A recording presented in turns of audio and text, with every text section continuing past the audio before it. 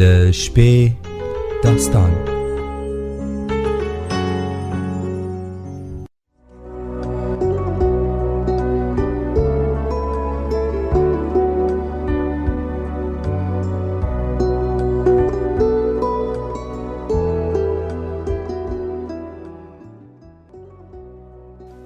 د واکمن او لایزاله څښتن په سپېڅلې نامه د سپوږمۍ راډیو قدرمنو اورېدونکو او په ځانګړي ډول د شپې داستان خپرونې درنو مینوالو سلامونه، ستړي مه شئ او له رنګینیو ډکه شپه مو په خیر. دا دی بالاخره د وروستۍ جګړې په زړه پورې داستان چې ښاغلي نسیم حجازي لیکلی او پښتو ژبې ته ښاغلي زبیر شفیقي راژباړلی. له وروستۍ برخې سره ستاسو په درانه چوپړ کې یو. هیله ده د داستان د تیرو برخو ملتیا مو کړې وي او د نن شپې داستان تر پایه هم راسره پاتې شئ. په همدې هیله راځو او د داستان دا برخه راپیلوو.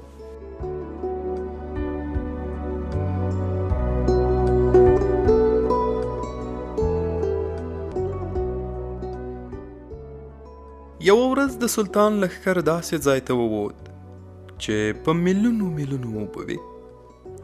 سلطان د آبو د راجه له تیاریو څخه خبر و. هغه په دې سیمه کې د بندېدو نه وروسته له شا څخه د دښمن د برید خطر احساس کړ او خپل آس یې پر اوبو ورګډ کړ. په سلطان پسې پوځ تر زنګنو پر اوبو ورګډ شو. مخ په ځوړ د دې سیمې پراختیا د سلطان له اټکل څخه څو چنده زیاته وه. د سرتیرو آسونه کله تر زنګنو او کله تر غاړو پورې په اوبو کې ډوبېدل. کله به یې مخې ته د ریګونو وړوکي ټاپوګان لیدل، نو داسې به یې ګڼله چې څنډه رانږدې شوې ده. خو تر لږ ځایه پر وچه له تلو وروسته به یې بیا چې څومره سترګې څار کولی شوای اوبه به یې لیدلې. کومو غازیانو چې سومنات لوري ته د سفر په وخت کې ویرونکې دښتې لیدلې وه، هغوی اوس آسونه په اوبو کې ورګډ کړي وو. دا د هغو میړنیو یو بل ازمویښت و چې د هند ځمکې ته د یوه نوي سهار له پیغام سره راغلی و. د هغوی ارادې لوړې او حوصلې نه ماتېدونکې وې. د 2 ورځو له زغم څخه وتلي سفر نه وروسته د سلطان لښکر وچې ته ووت. له بې شمېره مصیبتونو سره په لښکر برسېره د ازوقې او نورو شیانو بار 2,00,000 آسونه او اوښان روغ رمټ پورې غاړې ته رسول له یوې معجزې څخه کم نه و. له دې وروسته سلطان د کندکوټ لوري ته مخه کړه. راجه بهمدیو چې د سلطان د راتلو خبر واورېد وتښتېد او سلطان له څه جنجال پرته کندکوټ هم ونیو. هلته سلطان 2 ورځې پاتې شو. 3مه ورځ سهار له لمانځه وروسته عبدالواحد او د هغه ملګري له سلطان څخه خدای پامانۍ ته چمتو ولاړ وو. د رخصتېدو په مهال سلطان یو په بل پسې عبدالواحد، یوسف او نورو نویو مسلمان شوو سردارانو ته وویل: ما خپله ژمنه ترسره کړه. په دې هیواد کې د ظلم او ستم تر ټولو لویه کلا ړنګه شوې ده. خو ستاسو برخه ډېر کار لا پاتې دی. عبدالواحده، یوسفه، زه ستاسو په سترګو کې اوښکې وینم. تاسو باید زما په بیرته تلو مایوس نه شئ. د ژوند پر جاده زما وروستی منزل رانږدې شوی دی. امکان لري موږ یو بل بیا ونه وینو، خو هغه ستر ارمان تل ژوندی دی چې د بشپړېدو لپاره یې خدای موږ ټاکلي یو. د الله په لاره کې رښتیا هغه کسان تر موږ وړاندې وو چې د سومنات تر دیوان لاندې شهیدان شول. تاسو ځوانان د هغو ونو میوه یاست چې نومورکو غازیانو په خپلو وینو خړوب کړي. هغوی د ظلم، ستم، تیري او کفر برجونه نړولي دي، خو د هغوی پر ځای د یوه نوي امارت جوړول ستاسو کار دی. زه له دې باور سره بیرته ستنېږم چې تاسو به هغه ډېوې هېڅکله مړې کېدو ته پرېنږدئ چې شهیدانو په خپلو وینو بلي کړي دي. تاسو به د حق او رښتینولۍ هغه بیرغ هېڅکله نه سکورېدو ته پرېنږدئ چې د الله په لاره کې جهاد کوونکو پورته کړی دی. خدای مو مل شه.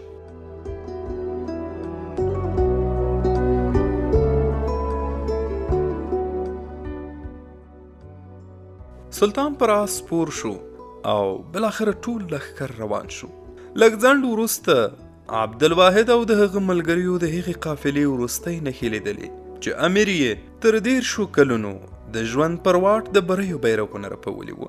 بل خوا طاهره یعنې روپوتي د ماڼۍ په یوه کوټه کې د مازدیګر له لمانځه وروسته لاس په دعا ناسته وه چې د زبیدې غږ یې واورېد: طاهرې، و طاهرې، څه دې خورې؟ طاهرې دعا پای ته ورسوله او دروازې لوري ته یې مخ واړاوه. زبیدې دننه ور وکتل او ویې ویل: طاهرې، هغه راغی. د یوې شېبې لپاره د ژوند ټول حواس د طاهرې په سترګو کې راټول شول. زبیدې شاته دهلیز ته وکتل او چاته یې وویل راځئ تاسو ولې پښه ونیوله. طاهره جګه شوه، د دروازې په لور ورغله خو پښې یې لړزېدلې. عثمان یعنې رامنات له دروازې څخه راښکاره شو. څو شېبې دواړه یو د بل مخې ته چوپ ولاړ وو. شونډې یې لړزېدلې او په سترګو کې یې اوښکې ځلېدلې. زبیده یوې خواته شوه. عثمان کوټې ته ورننوت. د احساساتو له زوره یې سترګې پټې کړې او ویې ویل زما روپا، زما طاهرې، ای زما ژونده. طاهره شاته ولاړه او بیا ناڅاپه مخامخ پر قبله په سجده پرېوته. هغې سلګۍ وهلې او عثمان چوپ او بې حرکته ورته ولاړ و. کله چې راپورته شوه مخ یې په اوښکو لوند خیشت و، خو پر شونډو یې مسکاګانې نڅېدلې. ویې ویل رامناته زه مسلمانه شوې یم، زه خبر یم ما هم اسلام منلی. یوسف ورور چېرته دی؟ هغه به څو ورځې وروسته راشي. ستا یوه خورلڼه را سره راغلې ده. هغه څوک ده؟ سیده. سیده څوک ده؟ د نرملا دیوې نوم دی. نرملا زما خور؟ هغه چېرته ده؟ طاهرې دا وویل او بیا د دهلیز په لور لاړه. له بلې کوټې نه زبیدې پرې غږ وکړ طاهرې، نرملا دلته ده. هغه ژر کوټې ته ورننوته، بې اختیاره وړاندې ورغله او له نرملا سره غاړه غړۍ شوه. د سومنات د جګړې 3 میاشتې تېرې شوې وې. په دې موده کې د سیدې واده له یوسف او د طاهرې له عثمان سره وشو. د یوسف خور زبیده له عبدالواحد سره قنوج ته تللې وه. یوه ورځ یوسف ته د عبدالواحد احوال راغی چې ځان ژر قنوج ته راورسوي. له استازي نه چې یوسف وپوښتل چې څه خبره ده، ورته څرګنده شوه چې عبدالواحد نورو زیاتو د نفوذ خاوندانو سردارانو ته هم بلنه ورکړې ده.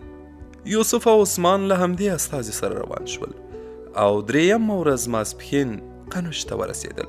کله چې دوی د عبدالواحد استوګنځي ته ورسېدل ورته معلومه شوه چې هغه یې په خپل دفتر کې دی. عثمان یې په میلمستون کې پرېښود.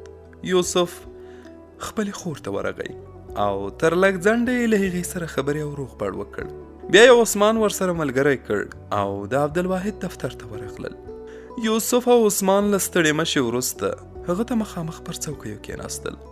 عبدالواحد له یوسف څخه وپوښتل تاسو کور ته لاړئ او بیا دلته راغلی؟ هوکې، زبیدې ماته د اندېښنې وړ خبر راکړ.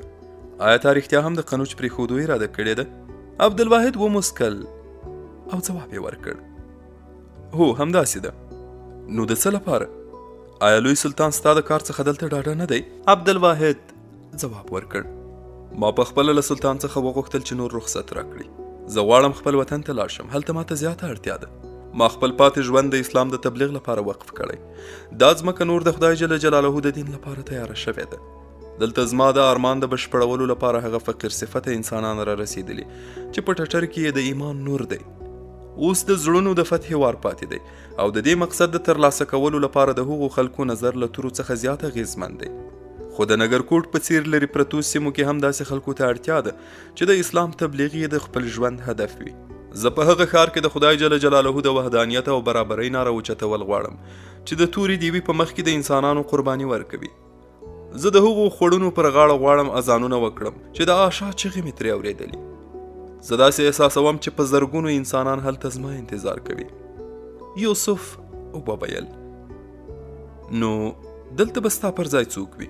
عبدالواحد ځواب ورکړ دلته داسې خلک شته چې تر ما غوره کار کولی شي او سلطان له هغوی څخه یو د قنوج د نوي واکمن په توګه غوره کړی. زه هم له هغه څخه ډاډه یم. زما باور دی چې د قنوج مسلمانان او نامسلمانان رعیت به یې هرکلی وکړي. هغه څوک دی؟ عبدالواحد ځواب ورکړ زه به بل سبا ته په یوه عامه غونډه کې د هغه نوم اعلان کړم. یوسف وویل که ستاسو څه اعتراض نه وي زه یې د نامه پوښتنه کولی شم. ډېره ښه، زه یې تاسو ته وایم، خو لومړی واده را سره وکړه چې تاسو به یې تاییدوئ. تاسو خو پوهیږئ کومه پریکړه چې تاسو کړې وي زه یې په سر سترګو تاییدوم. عبدالواحد وموسکل، د یوسف پر څېره یې سترګې خښې کړې او ویې ویل د قنوج نوی حاکم اوس زما په مخ کې ناست دی او نوم یې یوسف دی.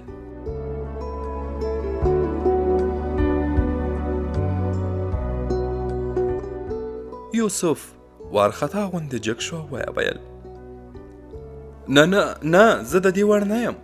عبدالواحد د میز له سره یو لیک راپورته کړ، جګ شو، هغه یې یوسف ته وړاندې کړ او ویې ویل دا د سلطان فرمان دی. ما د هغه په پوښتنه هغه ته د یو داسې چا نوم وړاندې کړی چې زما په نظر ډیر غوره دی. زما باور دی چې ته به ما مایوس نه کړې.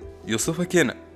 د عبدالواحد پر ټینګار هغه پر رېږدېدلو لاسونو لیک پرانست او په سترګو کې یې اوښکې وځلېدې. د لیک له لوستلو وروسته یې عبدالواحد ته وکتل او ویې ویل تا زما پر اوږه ډېر دروند پیټی کېښود. عبدالواحد ځواب ورکړ ستا اوږې د یوه غره بوج اوچتولی شي.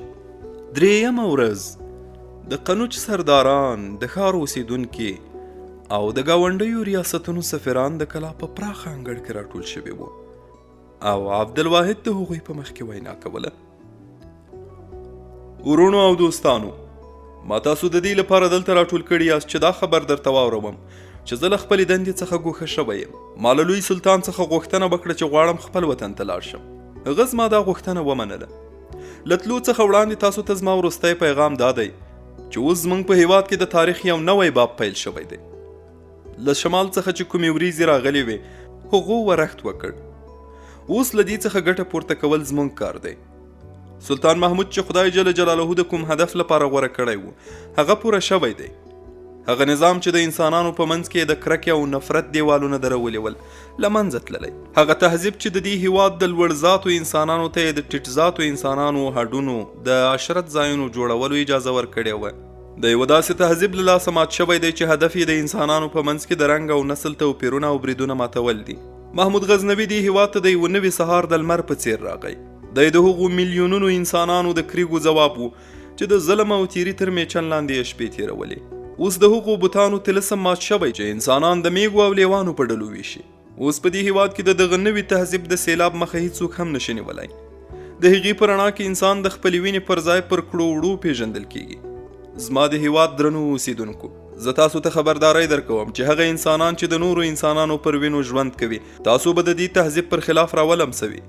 هغوی به هیڅکله هم دا ونه غواړي چې د دغه هیواد بېوسه او ناداره انسانان د دوی له بوج څخه خلاص شي. دوی به تاسو د هغو بوتانو پښو ته په سر ټیټولو مجبوروي چې یوازې دوی ته برتري ورکوي. خو په یاد ولرئ د انسانانو په لاس جوړ شوي بوتان به د انسانانو په لاس ماتیږي. که هغوی د کوم نوي سومنات لپاره کلا جوړه کړي خدای جل جلاله به کوم بل محمود ورته راواستوي. د قنوج سردارانو او نورو ګاونډیو سردارانو رئیسانو له موږ سره دا وعده کړې ده چې دوی به د اسلام د تبلیغ په لاره کې هیڅ خنډ نشي. زه له دې ډاډ سره له دې ځایه ځم چې د دې ژمنې مخالفت به نه کیږي. که نن له شمال څخه به یو بل توپان راپورته شي چې تر لومړني هغه به ډیر توند وي. خپلو نویو مسلمان شویو ورونو ته زه یوازې دومره وایم چې ستاسو د ژوند ارمان چې څومره لوړ دی همدومره ستاسو مسؤلیتونه هم درانه دي. په دې هیواد کې د اسلام د رڼا خپرولو لپاره د بې دریغه زیار او بې دریغه قربانیو ضرورت دی. ستاسو د ملت شهیدانو د دې هیواد ځمکه پر خپلو وینو خړوب کړه.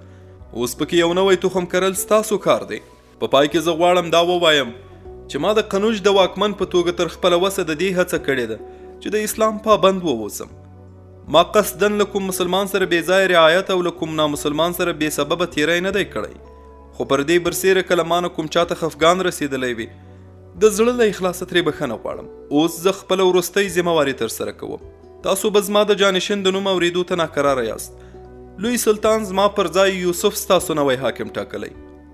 ستاسو څخه زیات کسان به هغه د رنبیر په نامه پیژني. زه په خپله دی ستاسو لپاره د دې ذمهواري تر ټولو اهل او مناسب سړی بولم. دا مې دعا ده چې هغه ستاسې غوره دوست او مخلص خدمتګار وي او زه د قیامت په ورځ د خدای په مخ کې شرمېدلی نه وم. اوس زه ستاسو له نوي حاکم څخه غوښتنه کوم چې خپلې څوکۍ ته تشریف راوړي.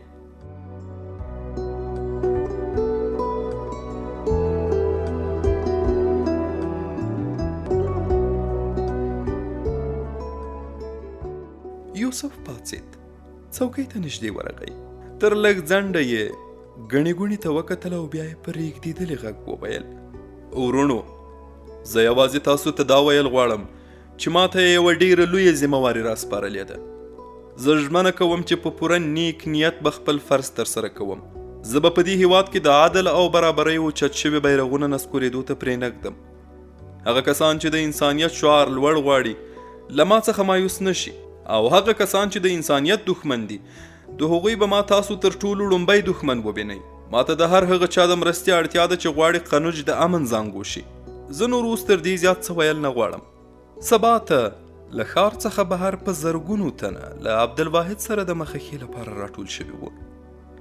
50,000 ځوانان چې د نګرکوټ اوسېدونکي وو له عبدالواحد سره تلو ته تیار وو. زبیده هم له خپل خاوند سره نږدې په آس سپره وه او یوسف یې آس تر جلب نیولی ولاړ وو.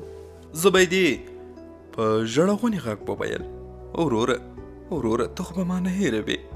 د یوسف په سترګو کې اوښکې ډنډ شوې او ځواب یې ورکړ: لیونی، زه تا کله هېرولی شم؟ هغې وویل: ما تر تلو د مخه له ورېندارې سره ونه لیدل. واده را سره وکړه چې له هغې سره یو ځای نګرګوټ ته راشي. سمه ده، زه واده کوم. موږ به لږ تر لږه په کال کې یو ځل خامخا ستاسو لیدو ته درځو.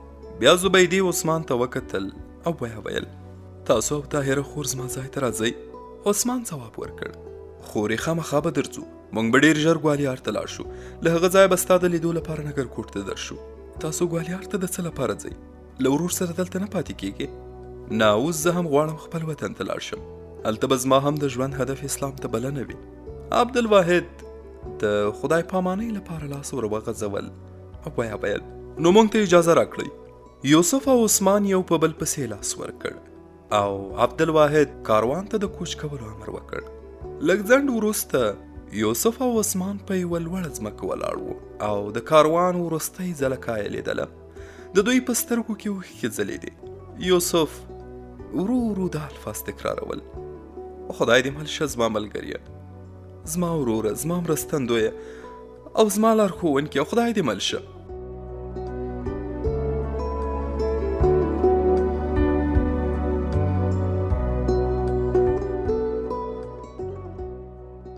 د شپې داستان خپرونې درنو مینوالو، د وروستۍ جګړې په زړه پورې ناول وروستۍ برخه هم په همدې ځای پای ته رسیږي.